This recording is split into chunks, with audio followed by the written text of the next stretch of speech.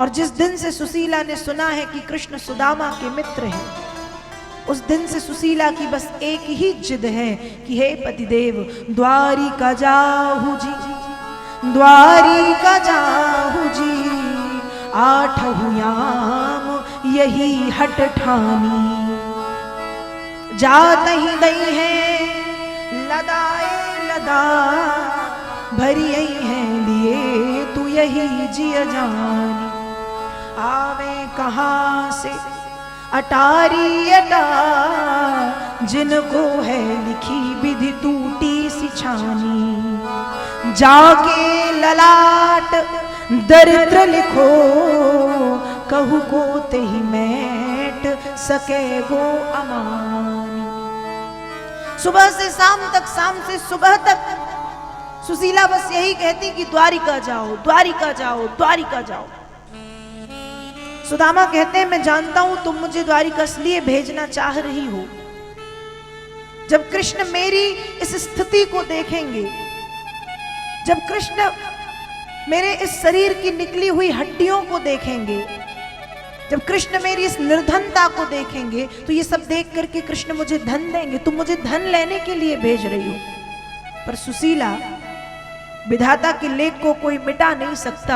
यदि ब्रह्मा ने यहाँ पर क्षयश्री लिखा है तो वो अक्षयश्री में नहीं बदलता, और यदि अक्षयश्री लिखा है तो वो क्षयश्री में परिवर्तित नहीं होता। इसलिए मैं द्वारिका नहीं जाऊंगा। इस स्थिति में, इस परिस्थिति में, इस हालत में तो बिल्कुल नहीं जाऊंगा। लेकिन पत्नी किसे कहते हैं? पत्नी किसे कहते हैं?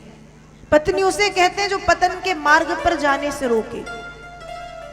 पत्नी उसे कहते हैं जो गृहस्थी रूपी अंधेरे कुएं से बाहर निकाले। और आज पत्नी सुशीला ने बताया कि पत्नी क्या होती है। सैवं भारया विप्रो बहुशा प्रार्थितो मृदु, अयम ही परमो लाभ उत्तम श्लोक दर्शनम। सुदामा कह रहे थे नहीं जाऊंगा, लेकिन पत्नी सुशीला समझाती है कि हे पतिदेव, मैं धन लेने के लिए नहीं भेज रही। ये धन संपत्ति तो हाथ का मैल होता है, आता जाता रहता ही है। मैं इसलिए भेज रही हूं कि द्वारिकाधीश आपके मित्र हैं, जाइए। जिन कृष्ण के नाम को जिंदगी भर योगी गाते रहते हैं, लेकिन जब अंत समय आता है तो अंत राम कहीं आवत नाही, राम शब्द का रा और कृष्ण शब्द का क्री कहे बिना दुनिया को छोड़ के चले जाते हैं। पर पतिदेव, आप तो भाग्यवान हैं कि वे द्वारिकाधीश आपके मित्र हैं। जाइए, जाकर के उनका दर्शन कराइए, जाइए जाकर के उनका दर्शन कराइए, आपको परम लाभ मिलेगा। और आपकी पत्नी हूं, आपकी अर्धांगिनी हूं, इसलिए पत्नी होने के कारण मुझे भी उस परम लाभ की प्राप्ति हो जाएगी। जाइए, दर्शन कराइए। जब सुदामा ने सुशीला की बात सुनी तो जो सुदामा अब तक कह रहे थे नहीं जाऊंगा, वो कहते हैं कि द्वारिका जाना है। तो देवी, तुम्हारे घर में कुछ है जो मैं कृष्ण को भेंट स्वरूप ले जाकर के दे सकूं? क्योंकि शास्त्र कहते हैं रिक्त पांडर न गच्छेत राजा नाम देवताम गुरु। एक राजा के घर, एक गुरु के घर, एक देवता के घर, एक मित्र के घर खाली हाथ नहीं जाते। फिर कृष्ण तो कृष्णम वंदे जगत गुरुम, जगत के गुरु हैं, द्वारिकाधीश, द्वारिका के राजा हैं, मेरे मित्र हैं। मैं उनके यहां खाली हाथ कैसे जाऊं? तो कुछ है जो मैं कृष्ण के लिए ले जा सकूं। अब तक सुशीला कह रही थी अन्न का एक दाना नहीं है, लेकिन अब कहती है कि हाँ हाँ, आप कैसी बात कर रहे हो, सब कुछ है। तुरंत देवी सुशीला अपनी सखियों के यहां गई और अपनी सखियों से एक एक मुट्ठी चावल मांग करके लाई। 4 मुट्ठी चावल मिले। अपनी साड़ी के पल्ले को फाड़ के 1-2 बार लपेट के वो चावल रखे, पोटरी बनाई और बना करके सुदामा जी के हाथों में दी और दे करके कहा कि यदि आपको ये छोटी सी भेंट देने में शर्म लगे तो कहना मैं नहीं लाया हूं, तुम्हारी भाभी ने भेजे हैं। सुशीला ने ऐसा इसलिए समझाया क्योंकि सुशीला जानती है कि मेरे पति गरीब जरूर हैं, लेकिन मन के, बुद्धि के, विवेक के और ज्ञान के गरीब नहीं है। इसलिए कहती है कि यदि आपको शर्म लगे तो कहना आपकी भाभी ने भेजे, पर ये भेंट दे देना। सुदामा जी ने वो तंदुल, चावलों की पोटरी ली और लेकर के चावलों की पोटरी अपने हाथ के नीचे दबाई और दबा करके, हाथों के नीचे चावलों की पोटरी दबा करके सुदामा जी द्वारिका के लिए प्रस्थान करते हैं। सुदामा जी को मालूम नहीं है कि द्वारिका की दिशा क्या है, द्वारिका पूर्व, पश्चिम, उत्तर, दक्षिण कहां है, नहीं जानते, पता नहीं है। लेकिन सोच रहे हैं यदि कृष्ण ने बुलाया है तो कृष्ण ही मार्ग प्रशस्त करेंगे। और सुदामा जी एक निश्चित दिशा की ओर बढ़ते गए, बढ़ते गए, बढ़ते गए, बढ़ते गए। कभी गिरते, कभी उठते, कभी उठते, कभी गिरते, कभी गिरते, उठते, उठते, गिरते चले जा रहे हैं। पैर में कांटे चुभ रहे हैं। कभी नाचते हैं कि आज मैं कृष्ण से मिलूंगा, कभी रोते हैं कि इतने दिनों में कृपा की भगवान, कभी हंसते हैं कि आज मैं कृष्ण से मिलूंगा। सुदामा चले जा रहे हैं, चले जा रहे हैं, चले जा रहे हैं। एक स्थान ऐसा आया जहां पहुंच करके सुदामा मूर्छित हो गए, मतलब बेहोश हो गए। द्वारिका में बैठे द्वारिकाधीश ये सब देख रहे थे। जब द्वारिकाधीश ने ये सब देखा तो द्वारिकाधीश ने तुरंत अपनी माया को आदेश दिया कि जाओ और जाकर के सुदामा को उठा के द्वारिका के बाहर लाकर के छोड़ दो। भगवान अपने भक्त से कहते हैं कि तुम मेरे लिए एक कदम बढ़ा करके तो देखो, आगे की 100 कोस की दूरी मैं तय करूंगा। तुम एक कदम बढ़ा करके तो देखो, आगे का पूरा रास्ता मैं तय कर लूंगा, लेकिन पहल तुम्हें करनी पड़ेगी, शुरुआत तुम्हें करनी पड़ेगी। और आज जब सुदामा शुरुआत कर चुके हैं तो एक जगह में जाकर के बेहोश हो गए। माया को आदेश मिल गया कि सुदामा को उठाओ और द्वारिका के बाहर लाकर के छोड़ दो। माया ने वही किया, सुदामा जी को द्वारिका के बाहर लाकर के छोड़ा है। सुदामा जी के नेत्र खुले, देखा कोई नगर आ गया है, तो लोगों से पूछा कि भैया ये कौन सा नगर है। लोगों ने बताया ये द्वारिकापुरी है। सुदामा कहते अरे वाह, मैं इतनी जल्दी द्वारिका आ गया, यदि मुझे पता होता कि द्वारिका इतने पास है तो रोज सुबह आता और शाम को चला जाता। सुदामा भूल गए कि आने में 7 दिन और 7 रातें लगी हैं। सुदामा भूल गए कि भगवान की माया मुझे यहां तक लाई है। सुदामा कहते अरे वाह, मैं तो इतने जल्दी द्वारिका आ गया, इतने जल्दी आ गया। अब सुदामा ने किसी से पूछा कि क्या मेरे मित्र कृष्ण यहीं रहते हैं? तो पहले तो लोगों ने सुदामा जी को ऊपर से नीचे, नीचे से ऊपर तक कई कई बार देखा और फिर सोचते हैं कि क्या इस दरिद्री के मित्र भी कृष्ण हो सकते हैं, इसलिए सोचा कि पागल है, कह दिया चलो जाओ, यहां कोई कृष्ण वृष्ण नहीं रहते। अब सुदामा खुद भगवान के महल को ढूंढते ढूंढते ढूंढते ढूंढते आगे बढ़े तो द्वारिका में सबसे भव्य भवन है, उस भवन के सामने जाकर के सुदामा खड़े हो गए। द्वारपालों से पूछा कि क्या मेरे मित्र कृष्ण यहीं रहते हैं? द्वारपाल बोले हाँ हाँ यहीं रहते हैं, आपको कुछ चाहिए? सुदामा कहते हैं आज कुछ लेने नहीं बल्कि कुछ देने आया हूं। द्वारपाल भी हंस रहे हैं कि ये दरिद्री क्या देगा। सुदामा कहते हैं आज कुछ लेने नहीं कुछ देने आया हूं, आज अपनी दरिद्रता कृष्ण के चरणों में सौंप के जाऊंगा, आज अपने तंदुल कृष्ण को खिला करके जाऊंगा, तब आज अपने आप को धन्य मानूंगा। जाओ जाके कृष्ण से कहो सुदामा आया है। द्वारपालों ने सुदामा की बात ध्यान से नहीं सुनी। सुदामा जी ने थोड़ी डांट के कड़ी आवाज में कहा जाओ जाके कृष्ण से कहो सुदामा आया है। द्वारपाल दौड़ते हुए पहुंचे कि हे भगवान, एक गरीब ब्राह्मण, इसके पैरों में जूते चप्पल नहीं है, न जाने कितने कांटे चुभे हुए हैं, एक फटी चिथी सी धोती पहने हैं, अधोभाग में एक फटा चिथा गमछा डाले है, टूटी सी लकड़ी लिए है, शरीर की हड्डियां दिख रही हैं, पर मुखमंडल में एक दिव्यता है भगवान, और आपको पूछ रहा है। भगवान ने कहा उसकी कहानी ही सुनाओगे या नाम इत्यादि भी बताओगे? द्वारपाल उत्तर देते हैं, शीस पगाना झगातन में, नहीं जान को आय बसे के ही ग्राम। धोती फटी सी लटी दुपटी, अरुपा उपा नहीं मैं नहीं शाम। द्वार खड़ो द्विज दुर्बलेक, रहो चकिसो वसुधा अभिरामा। पूछत दीन दयाल को नाम, बतावत आपन नाम सुदाम। भगवान वो अपना नाम सुदामा बता रहा है।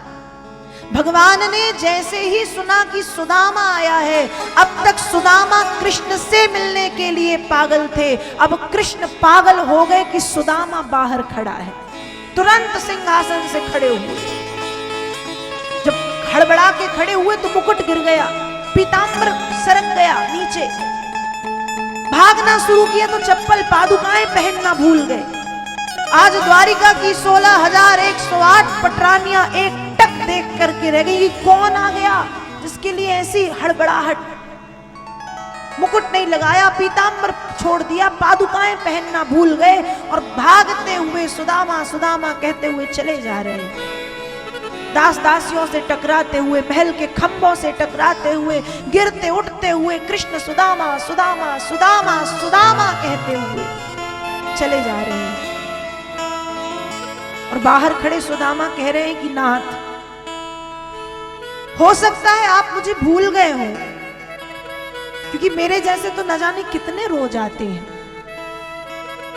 तो हे प्रभु इतनी कृपा कर देना, मत आना बाहर तक, क्योंकि हो सकता है आपको मुझसे मिलने में शर्म भी आए, और लगनी ही चाहिए। मेरी स्थिति और आपकी स्थिति में बहुत फर्क है। पर प्रभु द्वारिका के छत पर आकर के खड़े हो जाओ, मैं दूर से देखूंगा और चला जाऊंगा।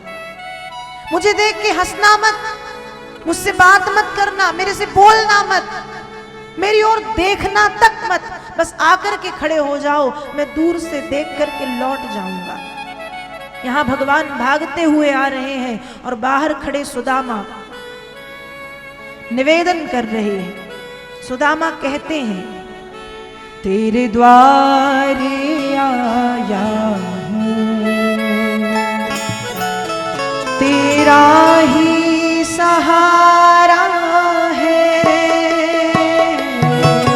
तेरे द्वारे आया हूं, तेरा ही सहारा है, मझधार में नैया है, मिलता ना किनारा है,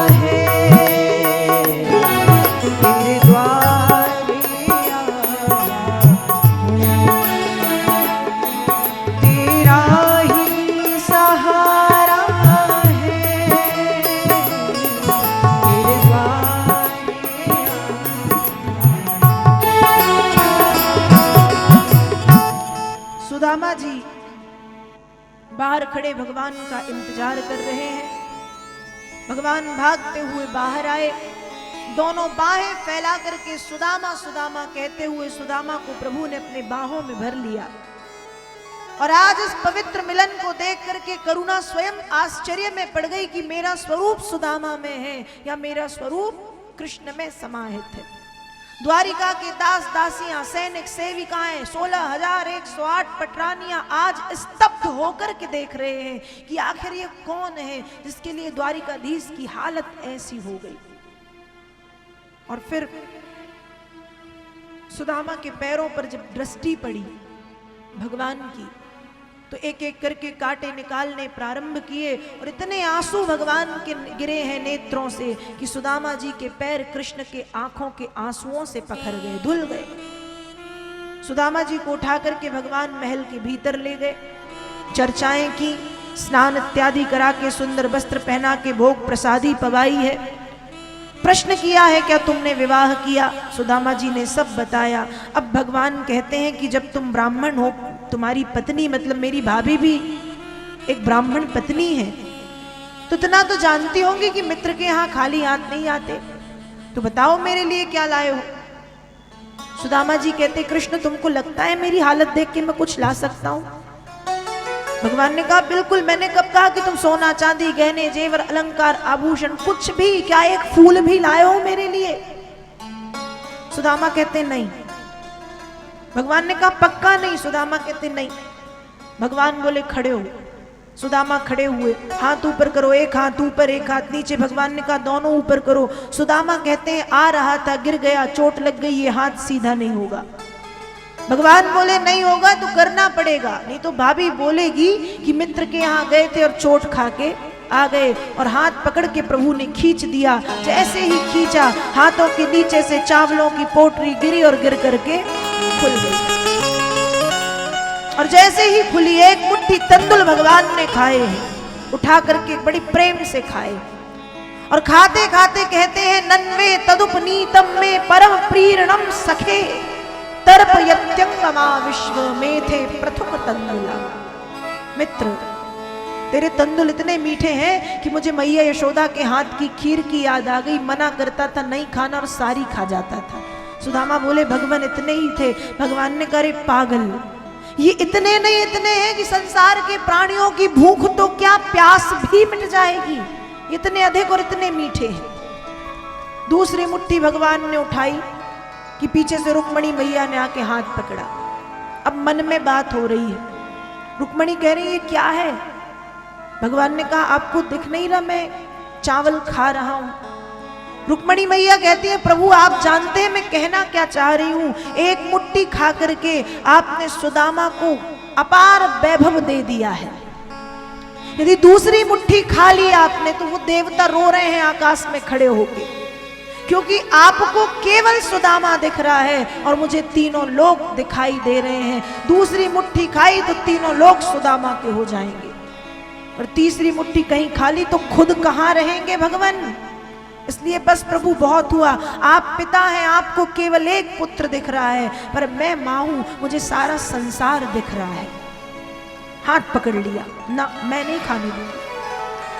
तब भगवान कहते हैं क्यों रस में विषबाम दियो अरु काहे न खान दियो एक फंका, लोग कहे हरि मित्र दुखी हमसे न सहो यह जात कलंका। देवी आपने मेरे अमृत में विष घोल दिया, ऐसा क्यों किया? आज मैं भले सुदामा बन जाऊं पर सुदामा को कृष्ण बना दूंगा। मैया ने कहा प्रभु आप बहुत दे चुके हैं पर अब बस कीजिए। हाथ पकड़ लिया, खाने नहीं दिया। यहाँ सुदामा जी कुछ दिन रहे। जाते समय भगवान ने सुदामा जी के मस्तिष्क में देखा क्षयश्री लिखा, तिलक चंदन लगा करके अक्षयश्री में परिवर्तित किया। सुदामा जी वापस अपने गांव गए। वापस तो देखा अपार वैभव है। भगवान को बार बार धन्यवाद करते हैं और अपनी पत्नी से कहा कि तुम पुत्रों के साथ सुखपूर्वक निवास करो, मैं जा रहा हूं। और सुदामा जी जंगल के लिए हरि भजन के लिए प्रस्थान करते हैं। 4 मुट्ठी तंदुल के रूप में चारों पुरुषार्थ अर्थ धर्म काम मोक्ष सुदामा जी लेकर के गए थे। भगवान ने सुदामा जी के सुदामा जी के धर्म को स्वीकार करके अर्थ, काम और मोक्ष सुदामा जी को वापस दे दिया। इस तरह से भागवत के 10वें स्कंद के 80वें अध्याय में सुदामा चरित्र की पावन कथा का वर्णन श्री व्यास जी महाराज करते हैं।